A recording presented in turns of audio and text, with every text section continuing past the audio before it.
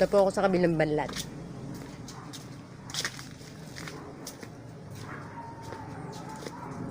Tingnan ko lang po kung natutulog din sila kagaya ng iba.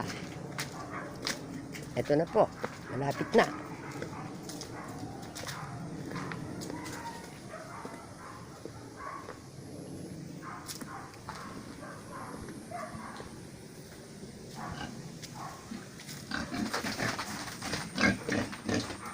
Ito po yung tatlong mga ano.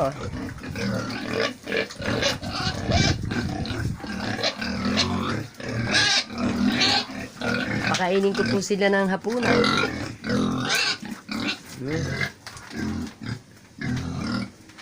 Mukhang nahingi na sila. Hapunan po.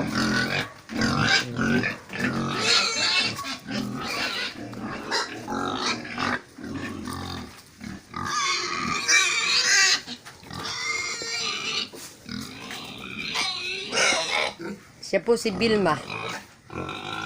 Yung kabaitan po siya. Yan po, tumatayo na si Vilma. Vilma. Vilma. Yan po, mabait po yan.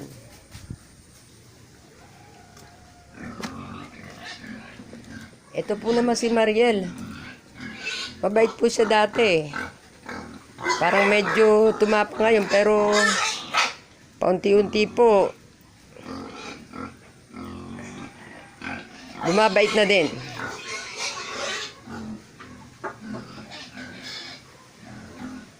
Okay. Balik po ako ulit sa kabila ulit na banlat. Doon sa maraming baboy.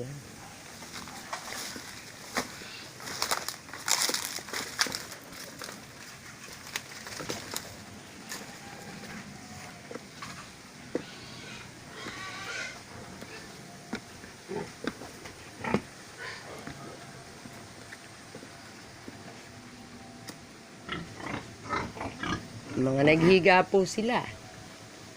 Mamaya, kagulo na naman itong mga ito. Dahil papakainin ko na po sila ng hapunan.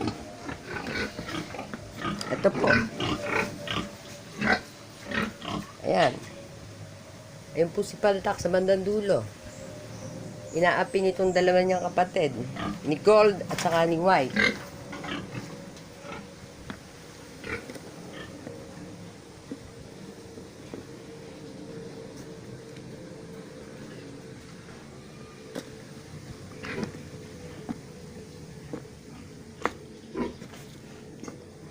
Po, pinakamabait lalo po ito, si Wite.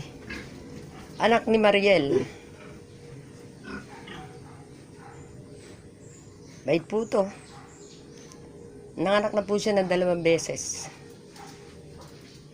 Wite! Wite! Wite! Yan po, sumasagot siya. Wite! Wite! Okay, bait naman talaga ni Wite.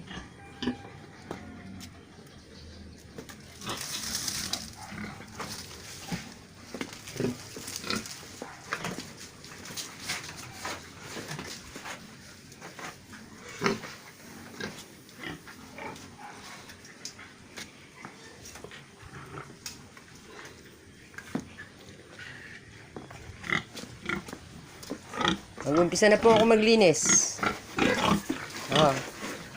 Magandang hapon po sa lahat ng mga nag-aalaga ng baboy. Magandang hapon po, mga kababuyan. Sandali lang po.